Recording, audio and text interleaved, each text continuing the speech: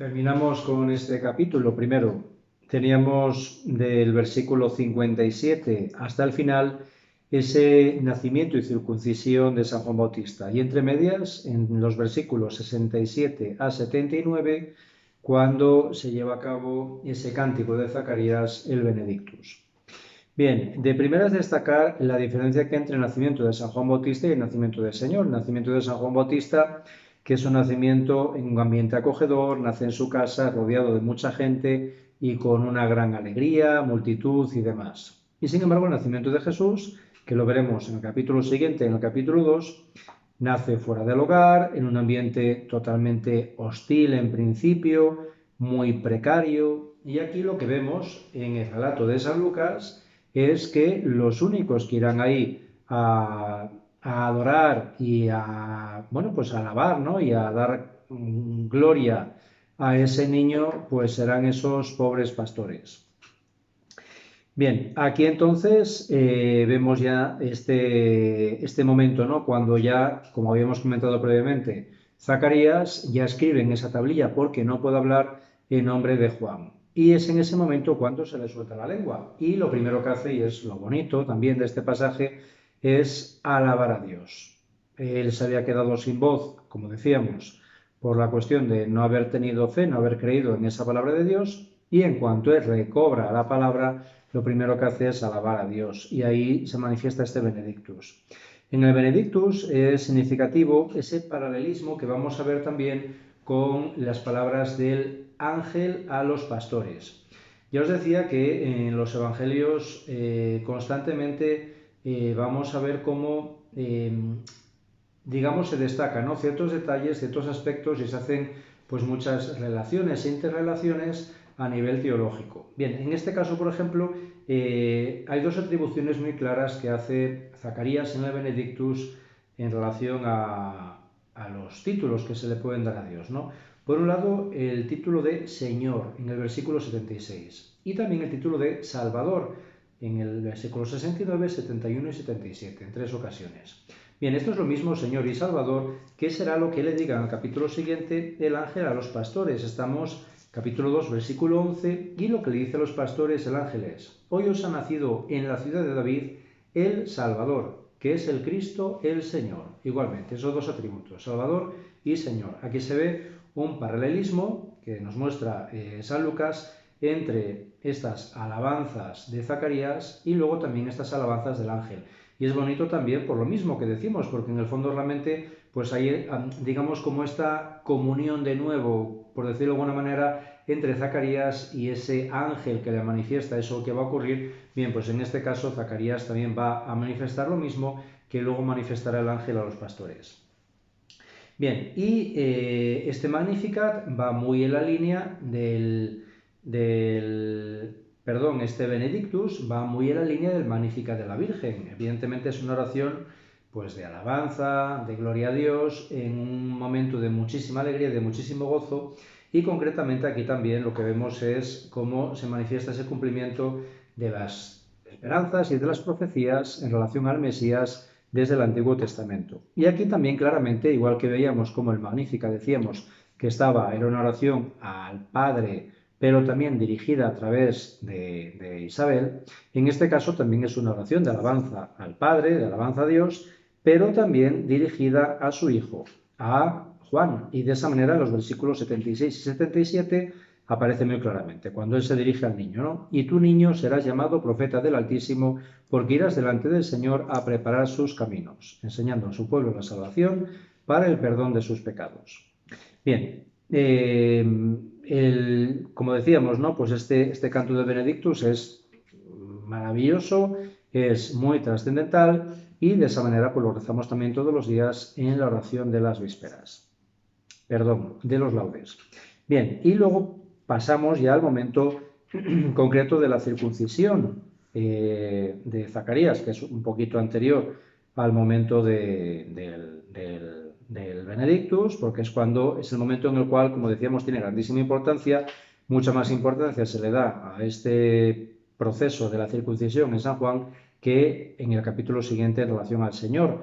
¿Por qué? Porque aquí es el momento clave, ¿no?, cuando su padre Zacarías le pone el nombre, que es cuando se circuncida, es cuando se le suelta la lengua y puede alabar a Dios y se manifiesta ese Benedictus. Bien, la circuncisión, como nos aparece aquí, tenía que ser al octavo día de nacimiento del niño. Y esto aparece ya directamente en el Génesis, capítulo 17, versículo 12, y luego en el Levítico, en el capítulo 12, versículo 3.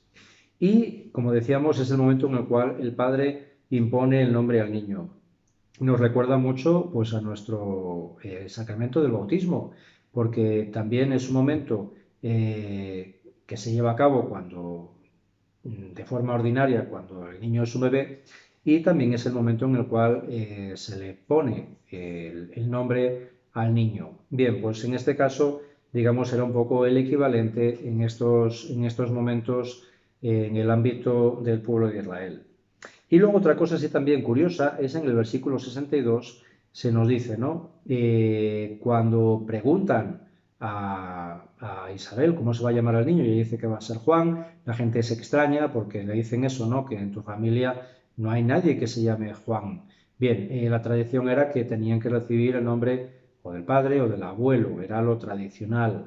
Y aquí inmediatamente después, en el versículo 62, nos dice, al mismo tiempo preguntaban por señas a su padre cómo quería que se le llamase. Bien, esto es significativo porque aquí cuando le preguntan por señas al padre quiere decir que el padre no era solo mudo, no estaba solo mudo, sino que también se había quedado sordo.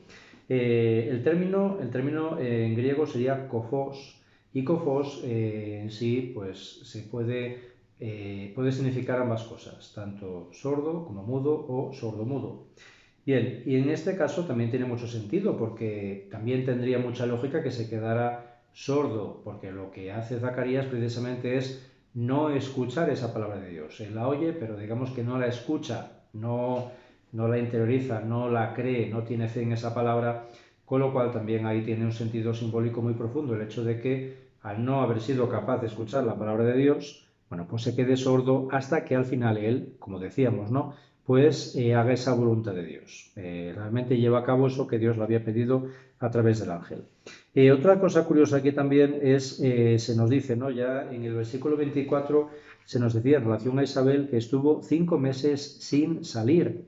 Y luego vemos claramente cómo el arcángel San Gabriel, le manifiesta a la Virgen María eso, en el capítulo versículo 36. Y ahí tienes a Isabel, tu pariente, que es obscenidad, ha concebido también un hijo, y la que llamaban estéril está ya en el 6.º mes. Tampoco María lo sabía. Para María también era un misterio hasta que se lo manifiesta el ángel, y eso que llevaba 6 meses embarazada. Y luego además en el versículo 57 se nos dice, cuando ya nace el niño, ¿no? Oyeron sus vecinos y parientes que el Señor le había hecho gran misericordia y se congratulaban con ella. Y es en ese momento cuando nace, cuando los vecinos y parientes descubren que ella estaba embarazada. Es curioso, muy curioso este silencio de Isabel de no manifestar y mantener en lo oculto esta maternidad.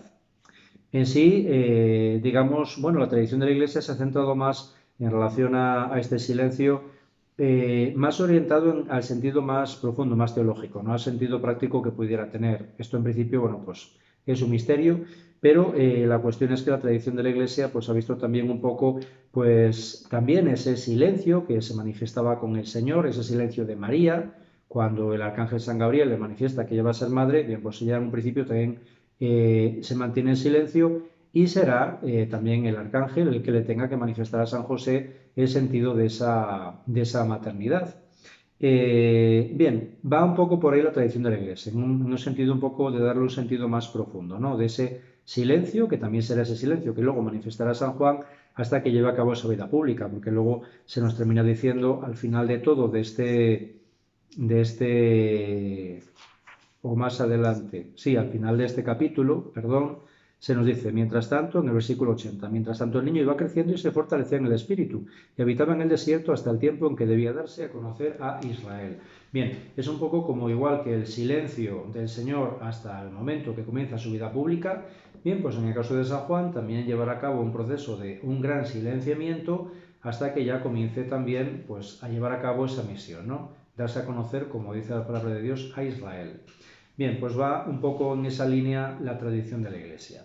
Bien, os lo dejo aquí. Muchísimas cosas se podrían comentar, pero por no alargarme, dejo aquí ya lo que faltaba del primer capítulo. Continuamos con el capítulo 2 de San Lucas. De primeras, un esquema básico. Tenemos una serie de pasajes a contemplar. De primeras, el nacimiento del niño Jesús, del Señor, de los versículos 1 al 7. Después, de los versículos 8 al 20, sería esa visita de los pastores, la adoración. Versículo 21, concretamente, la circuncisión. Del 22 al 28, la presentación del niño Jesús en el templo y purificación de la Virgen María. Del 29 al 35, el cántico y la profecía de Simeón. Del 36 al 38 se nos muestra ahí esta mujer, esta profetisa Ana.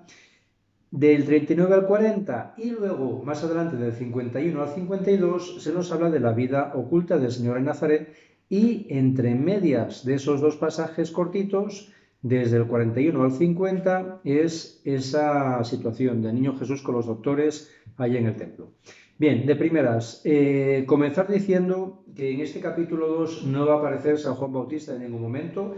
Veíamos en el primer capítulo cómo se va entrelazando tanto la situación del Señor como de San Juan Bautista. El capítulo 2 se centra totalmente en el Señor, y ya será nada más comenzar el capítulo 3 cuando nos aparece otra vez San Juan Bautista predicando. Bien, aquí lo que tenemos entonces de primeras es ese nacimiento del Señor, del versículo 1 al 7. Lo primero que se nos muestra es ese encuadre histórico que nos hace San Lucas. Se nos habla de ese edicto que manda llevar a cabo el emperador César Augusto, un edicto de empadronamiento. El sentido que tenía era para saber exactamente qué población concretamente había en sus provincias y de esa manera pues llevar a cabo una recaudación más efectiva para recaudar impuestos esencialmente. César Augusto, que será emperador de Roma y de todo el imperio, del 27 a.C. al 14 después de Cristo. Bien, y aquí se nos habla también, nos habla San Lucas de este Quirino, que lo lleva a cabo Quirino, que era el gobernador de Siria. De Siria dependía el área de Judea, con lo cual es Quirino el encargado de llevarlo a cabo también en esta área de Judea. Bien, se nos pasa luego ya en el versículo 4, se nos presenta a José, se nos habla ya también de San José. Aquí es importante, dentro de que, como decíamos, San Mateo se centra mucho más en la figura de San José, San Lucas en la de la Virgen María, pero sí es importante, lógicamente, San José, y luego además, ya no solo por su figura y por su persona, sino porque también es esa cuestión de que a través de él se lleva a cabo esa vinculación con la tribu de David y se cumple la profecía. Y aquí también, en el versículo 4, se nos habla de que van a la ciudad de David, llamada Belén.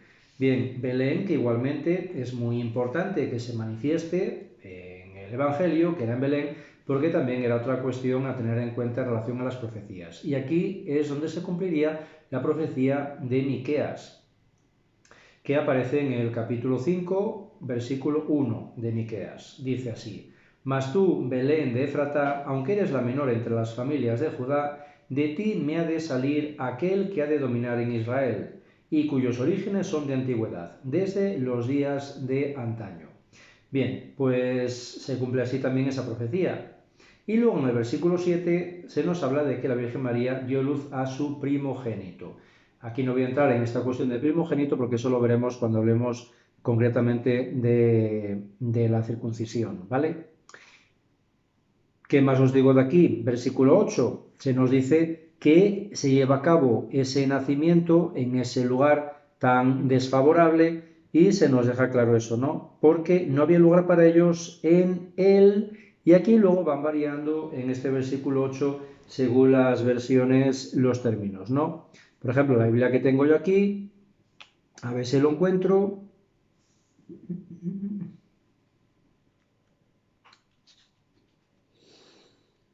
Dice, porque no había lugar para ellos en el aposento. Bien, y el término en sí es catálima. Catálima, que a veces se nos traduce por posada, pero no sería tanto posada, porque el término catálima, concretamente este término griego, se refería más bien a una habitación espaciosa, un salón o un cuarto de huéspedes. Es significativo como en San Lucas solo aparecerá este término en dos ocasiones, refiriéndose, el término catálima, a el lugar donde no podía estar San José y la Virgen María porque no había espacio, en este caso, y luego también en relación a la última cena, el cenáculo, también lo denomina San Lucas con este término, katalima. Recordamos cómo el cenáculo era una sala espaciosa. Bien, aquí, bueno, pues la traducción sería más propiamente esa, de una sala espaciosa. Tiene también sentido, tenemos que tener claro que este es un nacimiento muy especial, un nacimiento, digamos, milagroso, ¿no? Absolutamente. La Virgen María es virgen antes, durante y después del parto. Es decir, dentro de este misterio del nacimiento del Señor, lógicamente este parto no se puede llevar a cabo tampoco en un sitio, digamos, con más gente, un sitio público. Con lo cual, bueno, pues es también un misterio toda esta circunstancia, pero lógicamente también ellos necesitaban un lugar totalmente discreto. La cuestión es que al final el nacimiento del Señor será eso, en un pesebre, en ese lugar tan, en principio, tan inhóspito. Y pasamos ya a la adoración de los pastores, de los versículos 8 al 20. Aquí también vemos un gran contraste, lo veíamos también antes, en relación a estos detalles que se nos da del nacimiento, que en San Mateo no aparecen. Bien, en relación a la adoración, igualmente es esa gran diferencia que hay entre esta adoración que nos manifiesta San Lucas de estos pastores y la adoración que nos manifiesta San Mateo de estos magos de Oriente. Evidentemente, en relación a los magos de Oriente, a estos sabios de Oriente, ahí lo que tenemos es claramente una situación de una gran dignidad, ¿no? Tanto por las personalidades que llegan allí como por los regalos que llevan. Aquí en este caso, evidentemente, es lo contrario. Estamos hablando de lo más bajo digamos, de la sociedad en el ámbito judío, que eran los pastores. Tenían un gran desprestigio. Aquí se nos muestra muy claramente ya esa gran pobreza, por eso, porque se nos dice que dormían al raso, ¿no?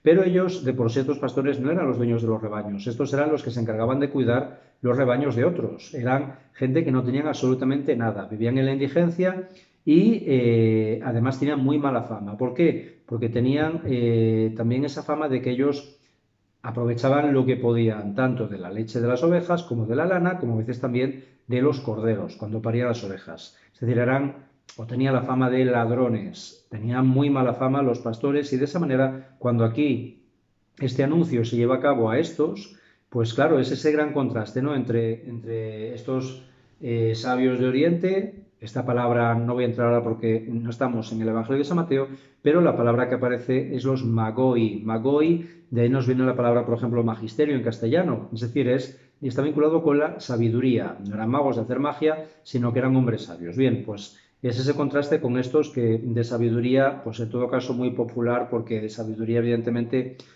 ellos pues eran gente totalmente ignorante, ¿no?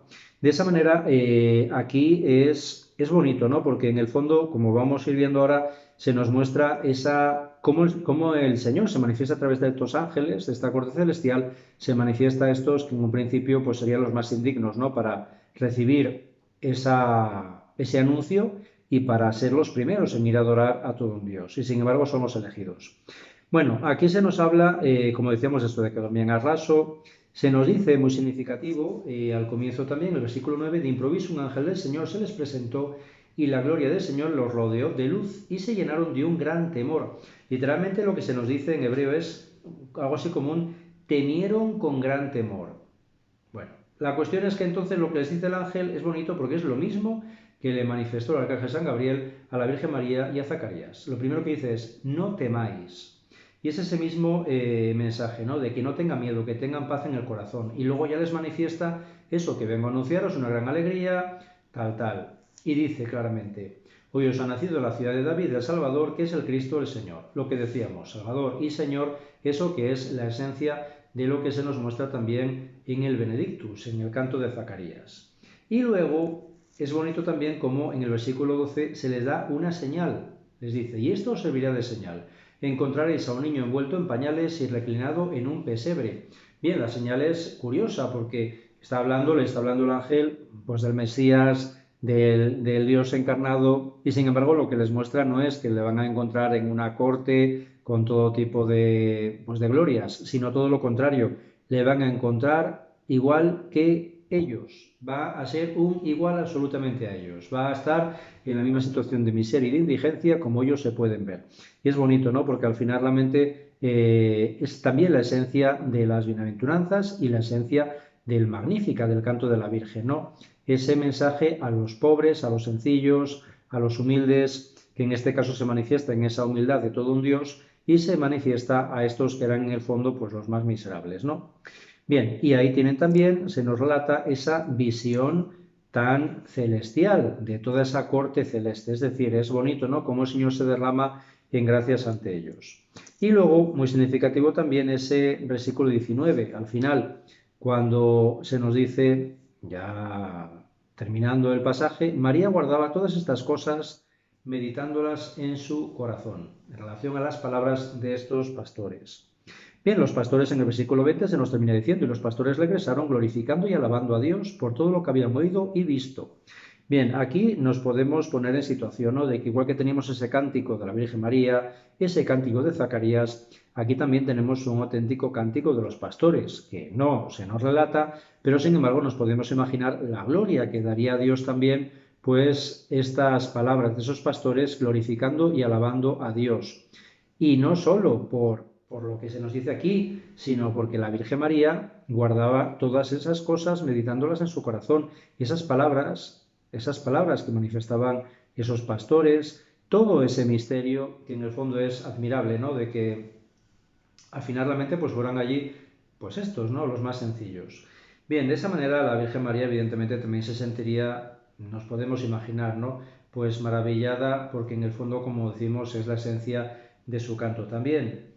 Aquí en concreto también es significativo, ¿no? El término pesebre. Decíamos que ya el mensaje, la señal que van a encontrar ellos es el hecho de que lo van a encontrar ese niño reclinado en un pesebre. San Lucas aquí nos cita el término pesebre en 3 ocasiones, en el versículo 7, en el 12 y en el 16. Es de gran importancia porque esto luego también se nos va a vincular con la profecía de Isaías, en el primer capítulo, versículo 3, cuando nos decía Isaías: conoce el buey a su dueño y el asno el pesebre de su amo, pero Israel no conoce, mi pueblo no discierne. Es una clara prefiguración en relación a lo que va a ocurrir, esa incapacidad del pueblo, y es más precisamente los más, en teoría, sabios, para no ser capaces de reconocer al Mesías, ¿no? Entre ellos. Y sin embargo, como se nos dice aquí, ¿no? Sin embargo, el buey y el asno sí reconocen al Señor. Bien, aquí es bonito si nos ponemos a pensar cuando nosotros colocamos también el portal de Belén, el pesebre, en Navidad, realmente la profundidad teológica que tienen los detalles que colocamos, porque esto, que no es un, digamos, no es histórico en el sentido de que ahí pues hubiera un buey y una mula, como nos podríamos imaginar, ahí no aparece para nada la palabra de Dios que hubiera un buey y una mula, ahí alrededor del niño Jesús, pero aquí se nos refiere y eso nos viene a través también de San Francisco de Asís, nos viene de este pasaje de Isaías, ¿no? Y esto es, lo que manifiesta también es la profundidad que tienen estos, digamos, estos pequeños detalles de la devoción popular, como es el hecho de colocar el Belén, porque al final realmente aquí estamos contemplando, cuando colocamos nuestro Belén en casa, estamos contemplando esa unidad tan profunda que hay entre el Nuevo Testamento y el Antiguo Testamento en esos pequeños detalles. Cuando colocamos también ahí combinados a los pastorcitos que van a adorar al niño con los magos de Oriente que también le van a adorar, también estamos realmente manifestando en esos pequeños detallitos de nuestra casa esa profundidad teológica de esas dos adoraciones tan contrastadas, tan diferentes, pero al mismo tiempo pues con ese mismo fondo y ese mismo, evidentemente en ellos, tanto en los magos de Oriente como los pastorcillos, pues lo que habría en esos corazones, ¿no? En ese momento. Bien, es bonito porque realmente en el fondo lo que llevamos a cabo nosotros en nuestras casas es una catequesis muy profunda. Y bueno, pues realmente en el fondo es bonito, ¿no? Cuando tenemos el portal, el pesebre ahí colocado, tratar también de contemplar ese misterio que tenemos delante de nuestras narices, que a veces se nos pasa desapercibido, como os digo, lo trascendental, lo profundo y lo maravilloso y admirable de esas pequeñas cositas que aparentemente son como un juego de niños, pero sin embargo es una auténtica catequesis de toda esta síntesis de las profecías, de lo que manifestaba el Señor ya desde el Antiguo Testamento, a través de estos profetas, de lo que iba a ocurrir y cómo luego se consuma en ese momento en el nacimiento del Señor. Bien, por comentar alguna cosa más en relación al contraste con San Mateo, en San Mateo se nos da una serie de datos que no nos aparecen en San Lucas. Tenemos ahí claramente estos, como decíamos, ¿no? Estos sabios de Oriente, tenemos a Herodes el Grande, aquí no nos aparece para nada en San Lucas Herodes el Grande, eso nos habla pues del ámbito romano, ¿no? De César Augusto y de Quirino, y sin embargo San Mateo se centra en la figura de Herodes el Grande, con todas las consecuencias que eso tendrá. También nos habla San Mateo de esa circunstancia de la estrella que lleva hasta los que lleva hasta los magos de Oriente allí. Tenemos luego, pues, curiosamente también, Mateo no se centra, no narra circunstancias del nacimiento del Señor, es a Lucas el que nos narra esos detalles de este nacimiento en ese lugar, con ese pesebre. En San Mateo no aparece nada de eso, y luego San Mateo sí desarrollará toda esa persecución de Herodes, la matanza de los inocentes, la huida a Egipto, la vuelta luego a la muerte de Herodes, el hecho de que estuviera también ahí Arquelao, uno de los hijos de Herodes el Grande, en la zona de Judea, y por eso se tendrán que ir a Galilea y se criará el Señor en Nazaret, y de esa manera también se cumplirán las profecías. Bien, es todo eso que nos enriquece tanto, digamos, el contemplar estos dos evangelios, el de San Mateo y San Lucas, al mismo tiempo. Bien, pues lo dejo aquí para no enrollarme más, y luego ya en el siguiente vídeo ya pasaremos a la circuncisión del Señor.